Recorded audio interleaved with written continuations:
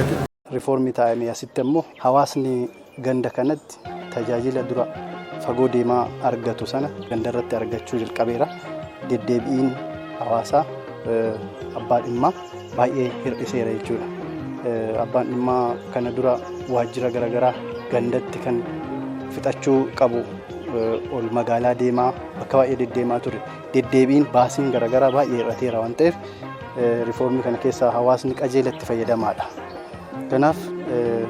akka ganda keenyatti qabatama ganda kanaatti arginetti hawaasni deddeebi'ee immoo galatoomaa jechuun dhufanii ibsataa jiran. Ganda kan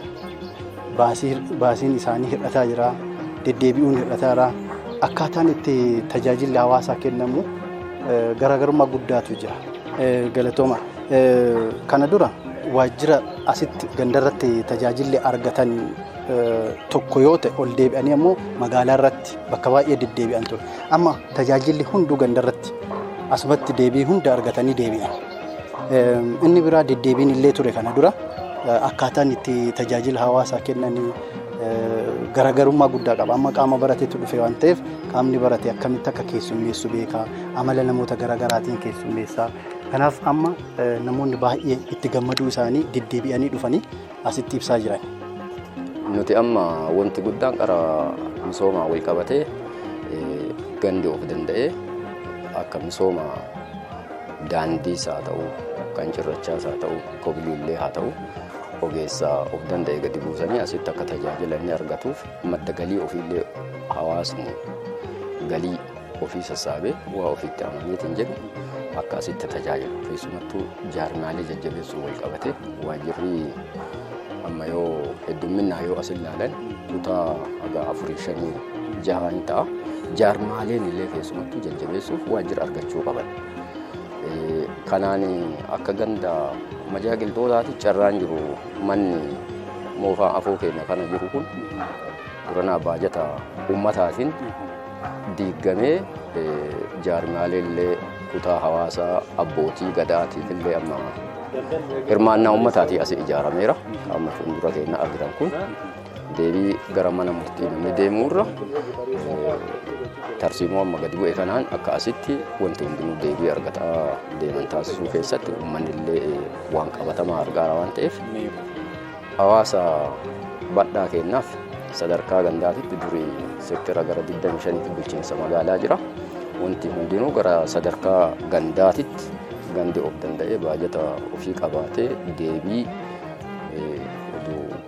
walitti yeroo isaanii gumne asii akka tajaajila argachuu danda'aniif baasii adda addaatiif illee akka namni maatiin haati manaa abbaa warraa yoo dhaban gara mana murtii idilee osoo hin deemne mana murtii aadaa sadarkaa gandaatitti tajaajilli eegalee jira. Gara deemaa kun uummata keessatti hubannaa kennaafii deemuun dhaamsa kana dabarsuudhaaf. Sirraa gurmaa'insa mootummaan diriirse kanarraa waan guddaa argannee jirra. Faayidaa guddaa argannee jirra. Ani akka dhuunfaa kootiitti deebiin uummataa waan deebi'e na fakkaata. Fakkeenyaaf jijjiirama guddaatu jira. Gurmaa'insa kana faana yoo wal bira qabnee kaduraatii yoo wal bira qabnee yoo ilaallu jijjiirama guddaa kanan jedhamutu jira. Fakkeenyaaf asiin dura mattaqaa baafachuuf gisee gara ganda kanaa dhufnu horofaan asii ka'ee haga balbalaatti dhaabata. Sababa abbaan dhimma sababa warroonni keessa kana hojjetan yeroodhaan hin argamneef yookiin ammoo torbaan keessatti harka hagan torbaan keessaa harka tokkocha torbaan keessaa harka lama jedhaa sababa isaan hojii biraatiif cufaa ba'aniif jecha abbaan dhimmaa walirratti tuulame yeroo isaan hojjechuuf dhufanitti horofaa ni guddata. Galgala galla ganama oobaan galgala galla amma ammoo jijjiirama dhufe kan ana wal qabatee ani akka ofii kiyyaatiif uummanni illee ka jedhu dhaga'utti anillee baay'ee ija kiyyaan ka arge uummannis ka haasa'u ka dhaga'aa ture ofii kiyyaallee ija kiyyaan ka arge sekendii tokkoof hin dhaabatan as yoo dhufan jijjiirama kana as jechuudha. Jijjiirama kana as namnis walirra hin bubbu'ulle abbaan dhimmaas dhaabatus hin jiru sirma abbaan dhimmaatu jira jettaa nama garrama. Ana akka dhuunfaa kiyyaatitti abbaan dhimmaa kana duraa sun eessa dhaqee ka jedhutu keessa kiyya bula. Kun ammoo maaf ta'e wal jala yeroo hunda itti fufiinsa abbaan dhimmaa keessummeessuu irraa kan ka'e abbaan dhimmaa wal jalaa lamatee warra faana akkasii guddatu sun yeroo ammaa kan hin jire ta'uu isaati. Kun jijjiirama guddaa jedhee fudhadha. Kana hooggansi olaanaan dura fagootti barbaadan sun gara gandatti gara uummataatti gadi bu'ee hawaasa garaachatti hennaa hojii isaa eegale hawaasni dhiyoo isaaniititti osoo baasii tokko hin baasin qeema ofiititti tajaajila argatanii jijjiirama kunis. Akkaatuma mootummaa fi paartiin kennaa riiformii taasiseen gurmaa'insi mootummaa fi paartii mootummaa cimaa fi paartii cimaa sadarkaa gandaatti akka hundaa'u akkaatuma kallattii kaa'ameetiin ganda kanarratti illee riiformiidhaan caaseffamni mootummaa tajaajiloonni gurguddaan karaa gubbaatti duraan kennamaatiin turan gara uummataatti siqaniitiin amma kennamaatii jiru. Gurmaa'insa kanaatiin wanni hedduun gama misoomaatiin, gama nageenyaatiin, gama hawaasummaatii fi siyaasa keenyaatiin humni raawwachiisummaa hoggansa barateetiin hawaasatti siqanii hawaasa tajaajiluu baay'ee ol ka'eeraa jechaadha. Kanarraa kan ka'e hawaasni keenya dhiyeennatti tajaajila gahaa akka argatuutiif nageenyi hawaasa keenyaa itti dhiyaateetiin dhiyeenyatti zooniiwwan jiru keessatti garee misoomaa jiru keessatti dhiyeenyaan rakkoon hawaasaa hubatamee nageenyummaan hawaasaa akka eegamuuf gurmaa'insi kun gahee guddaa taphataatii jira. Jijjiiramni guddaan dhufaatii jira jechaadha. Uummata keessaa dhalanne sanitti gadi sinnee duras achi keessaa dhufnee amma immoo uummata keessaa dhufne san gaditti deebineetiin dhiyeenyatti qe'eetti itti sinneetiin sirriitti tajaajiluun kan bulchinullee kan bullullee dhiyeennaan kan tajaajilu uummata keenya malee fageenyarra dhaabbannee maqaa uummataatiin iddoo biraa qofa teenneetiin tajaajila akkanaa kenna jechuu irra ganda bullee ganda oollee ganduba bulchinaa hawaasa keessa jiraannaa hawaasa tajaajilaa hawaasa kanaaf dhaabbannaa rakkoo hawaasa kanaa furuu fi ka jedhu kana kaayyoon guddaan isaa. Daddafoo Nageessoo jedhama bulchaa ganda majaajiltoota bulchiinsa magaalaa Nageelleetti jechuudha. Qorannoo mootummaan keenya bara kana gaggeesse riiformiidhaan gara gandaatti gadi dhufne gaaf gara gandaatti dhufnu keessattuu qorannoo godhamaa tureen riiformiin kun hawaasa bakka isaan jiranitti tajaajiluuf akka tajaajila argatuuf hawaasni baasii garaagaraa akka hin baafneef jecha riiformii kaayyoo kanaaf hundaa'e cabiinsa kenna tajaajila sadarkaa gandaatti mudataa ture fooyyessuuf jecha kaayyeeffamee kan gaggeeffame isa kana furuuf jecha keessattuu caaseeffamni namni jahaa gadi bu'e bulchaa itti aanaa bulchaa gurmaa'insa uummataa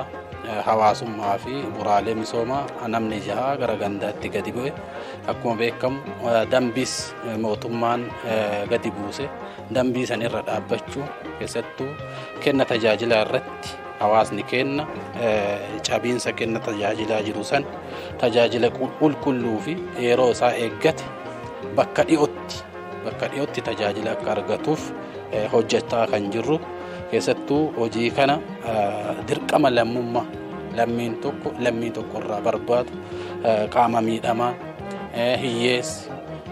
namoonni dadhaboon keessattuu hojiin gurguddaan hanga nu dhufne hojjetamanii turani keessattuu ijaarsa mana harka qalleeyyiitiin wal qabate naannoo mana 25 mallaqa naannoo miliyoona 12.5 hirmaannaa uummataatiin hojjetamee ture dabalataan cabiinsa barnootaa furuuf jecha keessattuu mana barnoota bu'uura boruu tokko akka ganda kanaatti hundeessine isas barumsa kan itti eegalani mana barumsa majaa sibiilanii ka jedhamu keessatti ammas barattoonni itti barataa ka jiran kana qofaa miti suphaa manaas manniin harka qalleeyyii uummata keenya hirmaachisuun mana 5 naannoo qarshiitti yoo deebi'e 6,000 kan ta'uun inni kun ammoo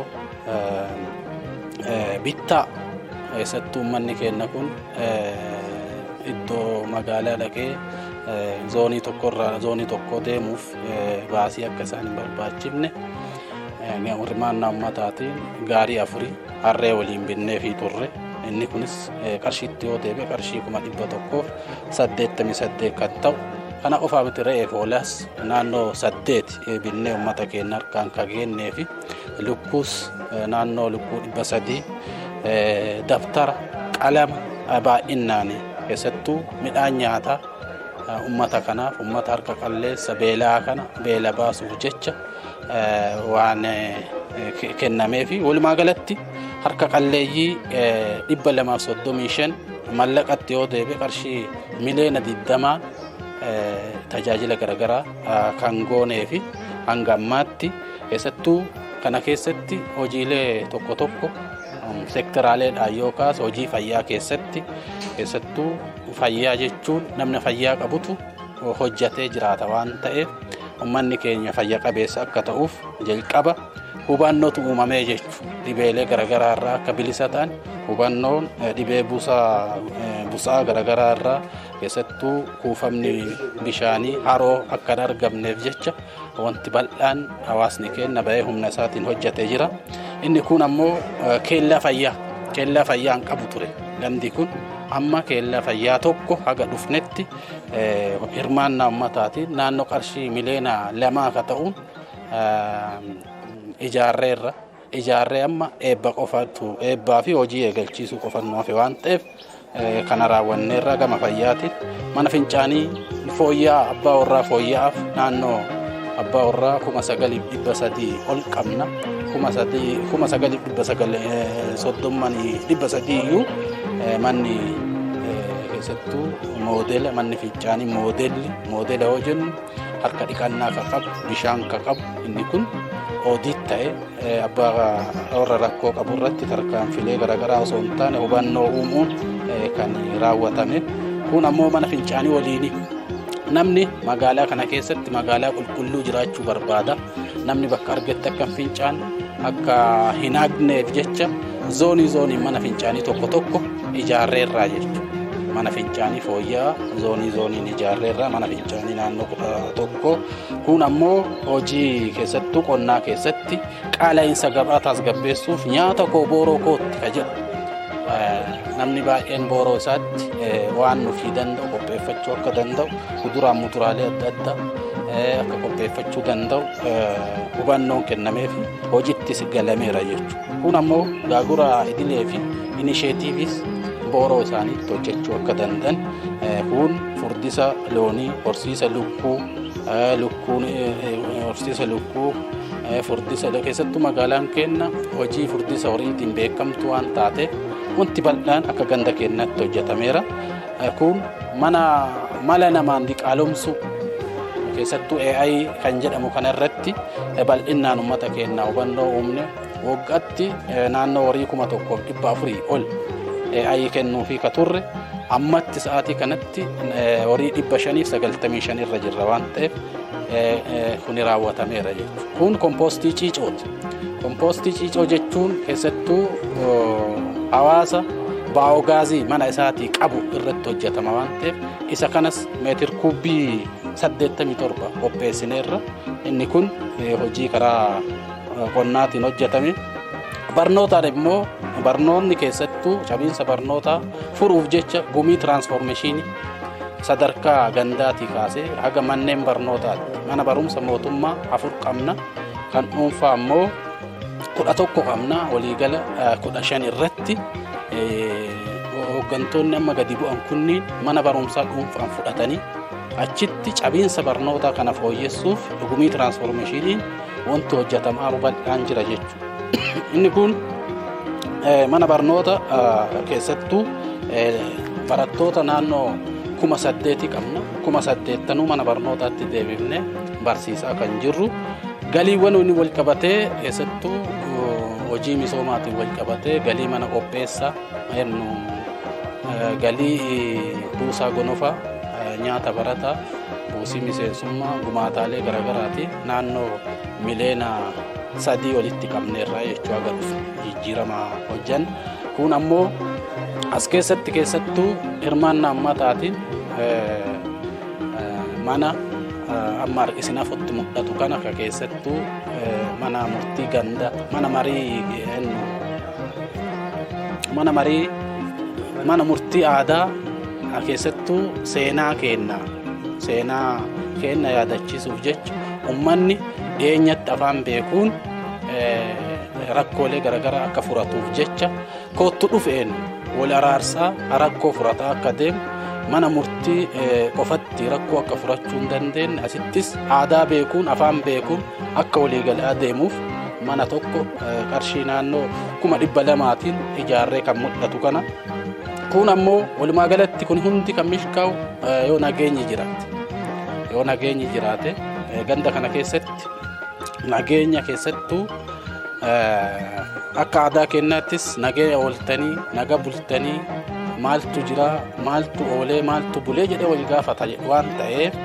nagaa kana uummatni kun rafee akka buluuf jecha mana marii nageenya guyyaa 2-2 torbaaniin taa'aa akka jirruu fi keessattuu olaantummaa seeraa ganda keenyatti mirkaneessuuf jecha iddoo dhaabbiin eeggamu 6 irratti iddoo sochiin eeggamu halkanii guyyaa milishaan keenya gaachanni sirnaa milishaa naannoo 75 qabna gaachana sirnaa 130 ka uffate qabna waan ta'eef isa kana kochoon guyyaa halkanis hooggansa keenya dabalatee halkanii guyyaa kana eeggamaa jiruu fi akkasuma eeggamuu qofa odoo hin taane tarkaanfilee opereeshinii siyaasaaf nageenyaa fudhanneen naannoo nama 49 seeratti dhiyeessinee isa keessa namni 4 hidhaa jira kun gorfamee gadi dhiifame nama 4 keessattuu hattuu tokko waggaa 2 walakkaatti murtaa'eera waan ta'eef inni kun bu'aa opereeshinii nageenyaaf siyaasaan dhufe waan ta'eef walumaa galatti nagaaf tasgabbii ganda kanaa uumuuf jecha halkanii guyyaa hojjetaa kan jirru galatooma. Maqaan kiyya Hussein Ammoo jedhama. Kantiibaa bulchiinsa magaalaa Nageellee Arsiiti. Akka mootummaa naannoo Oromiyaatti bara kana ganna kana keessa bifa haaraan gurmaa'insi aanaalee fi gandoota mootummaa naannoo Oromiyaa irra deebiin akka gurmaa'u qajeelfamaa fi labsiin bahee karaa guutuu ta'een hubannaa ga'aan irratti kennamee mariin irratti godhamee bifa haaraan akka gurmaa'uuf kallattiin kaa'amee jira. Akka keenyatti kunis kan godhameef tokkoffaa fayyadamummaa hawaasa keenyaa mirkaneessuuf abbaan dhimmaa tajaajila fageenya irratti akka hin arganneef dhiyeennaan akka argatuuf lammaffaa rakkoo kenna tajaajilaa fi rakkoo bulchiinsa gaarii wal xaxaate kan bakka tokkotti walitti qabamee hawaasa keenya dararaa jiru hiikuudhaaf dhiyeenyatti hawaasni tajaajila isaa akka argatuuf rakkoo bulchiinsa gaariis qaamni mootummaa hawaasa keessa taa'ee mootummaa hawaasa irraa fageenya jiru hin taane hawaasa keessa taa'ee tajaajila kennu akka ta'uuf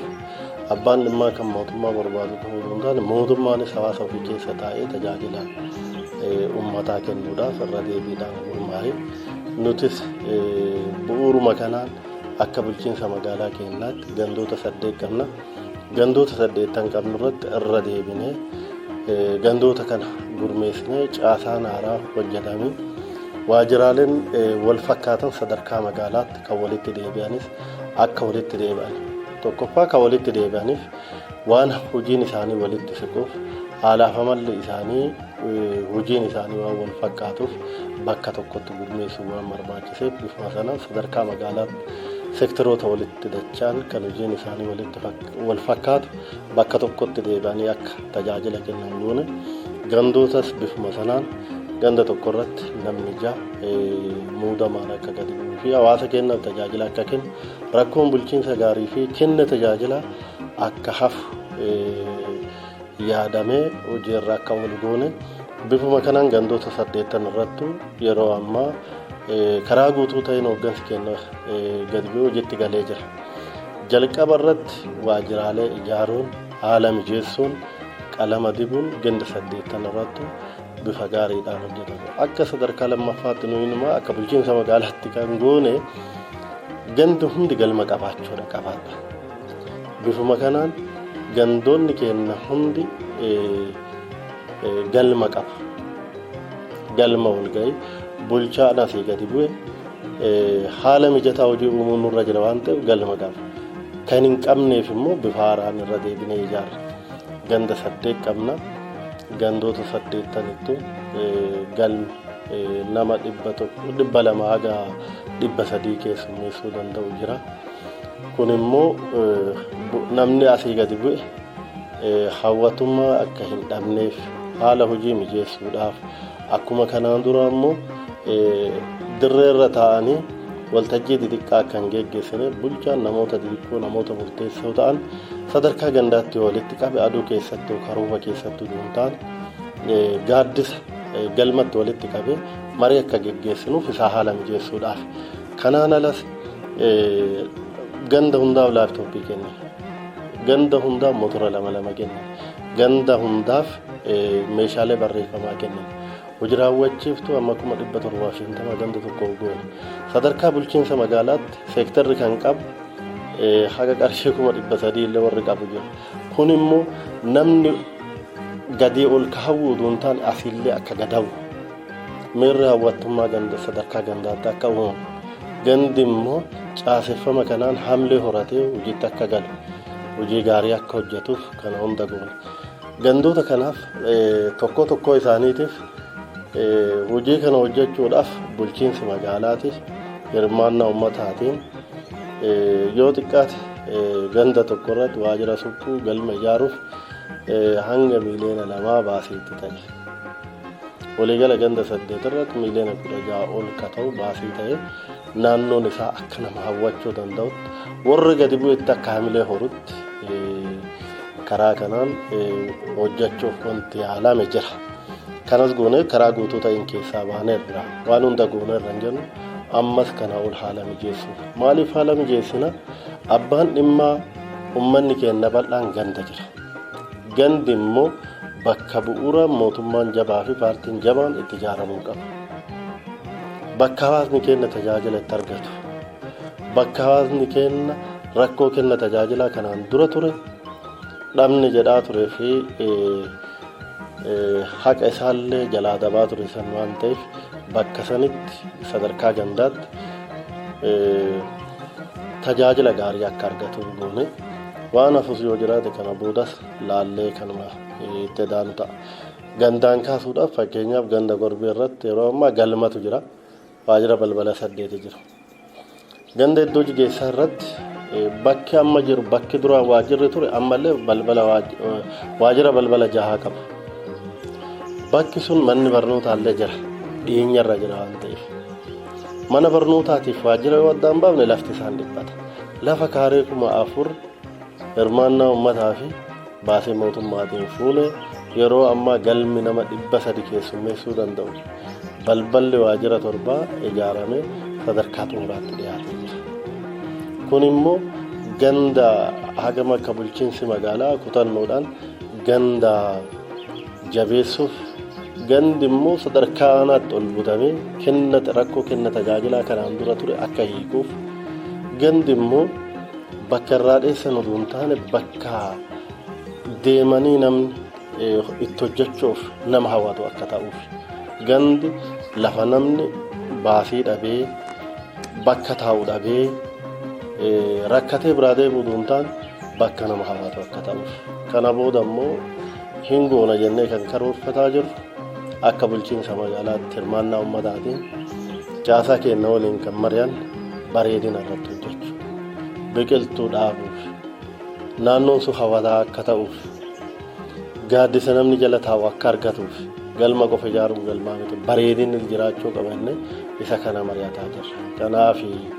hawwatummaa gandaa ammas kanaa ol dabalaa deema madaalleen uummataa abbootii dhimmaa waliin tokkoffaa akka kennatti